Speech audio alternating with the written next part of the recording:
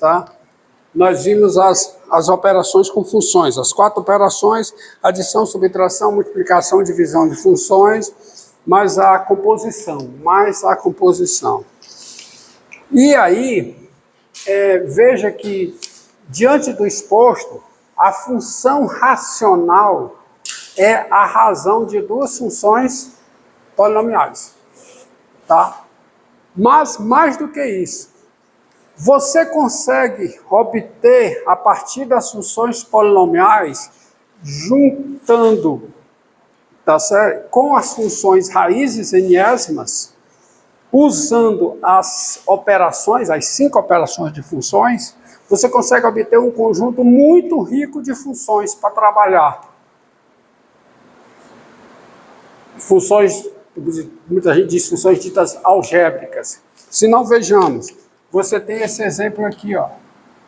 F de x igual a raiz cúbica de x2 menos 6x mais 1 sobre x3 mais π, por exemplo. É uma função obtida de quê? Combinando funções polinomiais a partir das 5 operações. Você tem a razão, que dá uma função racional, e compõe essa função racional com quem? Com a raiz cúbica. Na verdade, você compra a raiz cúbica com a função racional, indo nessa ordem. Tá? Então, você tem isso aqui, uma composição. Esse exemplo aqui, ó, g de x igual a raiz quadrada de x2 mais 1 sobre x mais 3, tá certo? Mais raiz cúbica de x sobre x3 mais 1. Por exemplo, ó, você tem aqui, ó, uma composição da raiz cúbica com uma função racional, obtida das funções polinomiais. Soma isso com uma função racional, obtida de funções polinomiais. Joga a raiz quadrada, composição. Então, você tem, combinando, tá, as funções polinomiais com as operações possíveis, você pode gerar outras funções. E você tem um elenco muito grande de funções obtidas só das funções polinomiais, usando o quê? E das funções raízes enésimas, usando o quê? Usando as 5 operações. Adição, subtração, multiplicação, divisão. É algo parecido como você faz com proposições compostas. A partir de uma proposição, você gera outras proposições, usando as 3 operações, que é a negação, conjunção e disjunção. Aqui você tem até mais coisas, né? Porque você tem mais operações, porque você tem a composição, e você gera. Esse conjunto aqui, tá certo? Que conjunto, né? Esse elenco de funções possíveis obtidas das funções polinomiais, usando as 5 operações, fazendo as combinações, né, possíveis, essas são ditas funções, vamos dizer assim, algébricas, tá? Das quais o seno não faz parte, o cosseno não faz parte, a exponencial não faz parte, o logaritmo não faz parte. Essas funções, essas últimas são chamadas funções transcendentes. Elas não podem ser obtidas das funções polinomiais usando as operações. Tá? Eu não sei se eu cheguei a definir, para dado uma função, o que é estudar o sinal de uma função. Apesar de eu ter dito que é um número real ser raiz de uma função. Não foi? Um problema que se coloca na matemática que é importante, porque ele tem aplicação, é você estudar o sinal de uma função. E dada uma função f, é bom que fique bem claro, dada uma função f,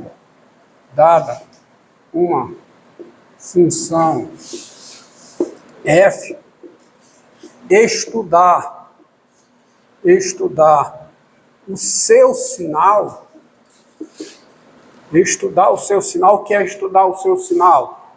É encontrar os 3 conjuntos que eu vou listar aqui. Primeiro conjunto formado por cada x no domínio da f, tal que f de x é maior do que zero, ou seja, encontrar os valores onde a função é positiva. Os valores onde a função é positiva. Tá certo? Os valores não. Não é encontrar os valores, é encontrar aonde a função é positiva. Tá? Encontrar onde a função é zero. Onde? Não aonde, onde. E onde a função é o quê? Negativa. Onde? Dentro do domínio. E o domínio da função, é claro, o domínio é a união disjunta desses três conjuntos, concorda? Dado x no domínio, x pertence ou pertence ao primeiro, ou pertence ao segundo, ou pertence ao terceiro. Então aqui eu tenho uma decomposição disjunta do domínio da função. Tá? Bom? A função mais simples de você estudar o sinal é a função afim. Porque, veja, a função afim, dados A e B reais com A diferente de zero, AX mais B, que é a lei da formação da função afim, tá? É igual a quê? A vezes X mais B sobre A, qualquer que seja o X real. Concorda comigo? Concorda que você tem isso? Né? E aí, eu vou logo na parte gráfica. Se você pega x mais b sobre a, x mais b sobre a, e estudar o sinal dessa expressão, onde é que ela é zero? No menos b sobre a. Tá? No menos b sobre a. No menos b sobre a, ela é zero, ou seja, menos b sobre a é raiz dessa expressão, portanto, é raiz da função afim, tá? E se o x é maior que menos b sobre a, isso aqui é positivo. Concorda? E se o x é menor que menos b sobre a, x mais b sobre a é negativo. De modo que quando eu multiplico por a, quando eu multiplico essa expressão por a, quando eu multiplico essa expressão por a, eu obtenho quem? AX mais B. E multiplicando por A, o sinal vai depender do sinal do A. Aonde isso aqui é negativo, multiplicado por A, vai ter o mesmo sinal do A. Porque se o A for positivo, dá positivo. Se o A for negativo, dá o quê? Negativo. Tá? Entendeu? Vai ter o mesmo sinal do A se o A for positivo. Desculpa, falei besteira. Se o A for positivo, aonde é positivo, aonde é negativo, é negativo. Se o A é negativo, aonde é positivo, aonde isso é positivo, isso é negativo. Aonde isso é negativo, isso é positivo. Daí é que vem aquela representação gráfica assim, ó. Aqui é zero. Aqui o sinal é o mesmo de A, que vai depender. Se o A for positivo, onde isso é positivo, isso é positivo. E aqui fica o sinal contrário de A. Tá? Sinal contrário de A. Vamos ver, ó. A positivo. Aqui é positivo, aqui é negativo. A negativo. Aqui é negativo, aqui é positivo. Entendido? Entendido? Então você já tem o sinal. Então, assim você tem o seguinte, assim, com A positivo, f de x é maior do que zero, se somente se o quê? O x é maior que menos b sobre A. F de x é negativo, se somente se o x é menor que menos b sobre A. E f de x é zero, se somente se o x é igual a menos B sobre o A, tá? Se for o A negativo, faz o quê? Muda. Se o x é maior que menos B sobre A, isso é negativo.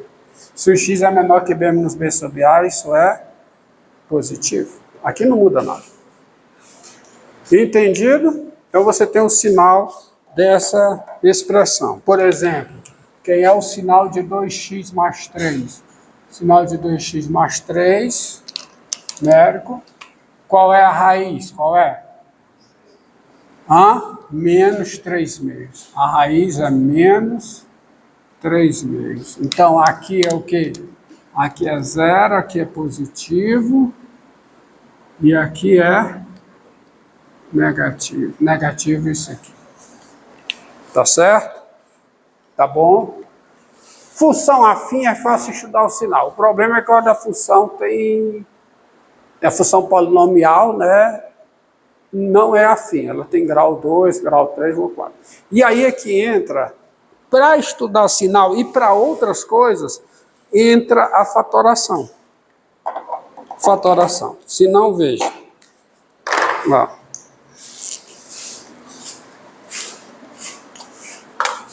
Vamos aprender, agora vocês aprenderão agora a fatorar, tá?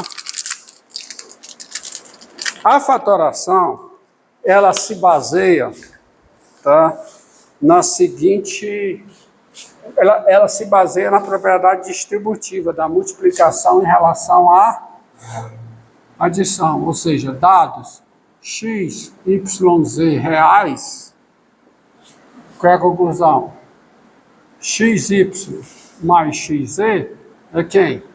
É x vezes y mais z. É eu colocar em evidência, tá? Então, daí você tem, ó. Daí você tem, exemplo, x2 mais 2x, posso fatorar como? Colocando x em evidência, fica x vezes x mais 2. Tá? x3 mais 2x2 mais 4x também, eu posso colocar o x em evidência, fica x vezes o quê? x2 mais 2x mais 4. E você vê que quando você fatora, possivelmente, você obtém coisas mais simples, tá? Ó, aqui é isso, individualmente, eu tenho mais simplicidade do que aqui, na expressão, tá? E engraçado é que esse colocar em evidência, você pode ter em evidência aqui, ó, x3 mais 2x2 mais x mais 2. Agora, preste atenção aqui. Há um fator comum a todas as parcelas? Tá? Não há. Mas nas duas primeiras há um fator comum, tá? E eu posso pensar que o 1 é fator comum às duas últimas. De modo que eu posso escrever isso aqui como sendo, ó, nas duas primeiras, x2 vezes x mais 2. E eu posso deixar x mais 2, mas vai ser útil para mim colocar o 1 em evidência. Olha, uma besteirinha como é útil, ó. Mais 1 vezes x mais 2. Por que isso? Porque dessa forma agora eu tenho, ó, na parte direita o x mais 2 como fator comum, que eu posso colocar em evidência. Então isso vira o quê? X mais 2 vezes x2 mais 1. E veja que individualmente cada fator é mais simples do que a sua expressão. E o que foi eu fiz? Fatorar. Veja bem, o que é fatorar? As partes de uma multiplicação são os fatores. Tá? Fatorar é escrever como um produto. Você tem uma soma e está escrevendo como um produto. Isso que é fatorar. Como você faz na fatoração de números inteiros? Como produto de potências de números primos. Ali é uma fatoração, que tem as suas utilidades. Aqui as utilidades são outras. Tá? Essa expressão só teria uma vez. só tem uma raiz. Vendo isso aqui como uma função, só tem uma raiz. Porque x2 mais 1 é diferente de zero em todo x real. E a raiz aqui, quem é? Menos 2. E o produto é zero se somente se um dos fatores é zero. É daí aí a integridade do produto que dá como você encontra as raízes. Isso aqui é zero se somente se x mais 2 é zero. Ou seja, se somente se x é igual a menos 2. Você já tem a raiz e você consegue estudar o sinal dessa expressão. Porque o sinal dessa expressão é o sinal de quem? De x mais 2. Ou seja, o sinal desse polinômio aqui, de x3, já que você falou, 2x2 mais x mais 2, quem é o sinal desse polinômio? Porque esse polinômio, visto como esse produto, esse polinômio só tem uma raiz. Qual é? Menos 2. E o sinal dele, o sinal desse polinômio é o sinal de quem? Do x mais 2. Uma vez que x2 mais 1 é positivo em todo o valor de x real. Então, o sinal desse polinômio é assim. Aonde x mais 2 é positivo, que é aqui, o polinômio é positivo. Aonde x mais 2 é negativo, essa expressão polinomial ela é negativa. E aqui ela é zero. Isso é zero aqui. Então você já vê a utilidade de fatoração, tá? Para estudar sinal. Uma utilidade. Tem mais, tá? Por exemplo, cálculo de limite, tá? Decomposição em frações parciais, nós veremos. Aí é no cálculo 2. Vocês verão no cálculo 2. Agora, observe o seguinte, ó. Vamos avançar. Dados x e y reais, será que dá para fatorar a diferença de dois quadrados? x2 menos y2? Dá, porque observe, seguindo esse procedimento aqui, isso aqui eu posso escrever assim, ó, x2, tá certo? Mais xy, menos xy, menos y2. Estão vendo? E nos dois primeiros eu posso colocar quem em evidência? X. Então fica x é x mais y. E nos dois últimos eu posso colocar quem em evidência? Y. Só que é mais útil colocar menos y. Então fica menos y vezes quem? X mais y. Vocês viram por que é menos útil colocar menos? É mais útil colocar menos y? Porque assim eu tenho um fator comum agora que é x mais y. De modo que isso pode ser escrito como sendo x mais y vezes o quê? X menos y. Ou seja, eu tenho a seguinte fórmula. Diferença de dois quadrados, como é que eu fatoro? O produto da diferença das bases pela soma das bases. Tá? E isso é útil para fatorar, por exemplo, x2 menos 4, que é x2 menos 2 ao quadrado. Aqui o y é 2. Então isso fica como? X menos 2. Hã? Desculpa. É x2 menos 4. 2 menos 4. É isso que eu quero. Eu pensei... Quando você pensa duas coisas ao mesmo tempo, você acaba errando. Né? x2 menos 4. Tá? 9 menos y2. O x é 9, o x é 3, tá? Porque isso aqui é 3 ao quadrado menos y ao quadrado. Então isso aqui é quem? 3 menos y vezes 3 mais y. Tá? Diferença de 2 quadrados. Eu posso até apelar e fatorar, por exemplo, o 2 menos 2. Posso. Por que não? Porque eu posso escrever isso aqui como sendo 1 ao quadrado menos o quê? Quadrado da raiz de 2.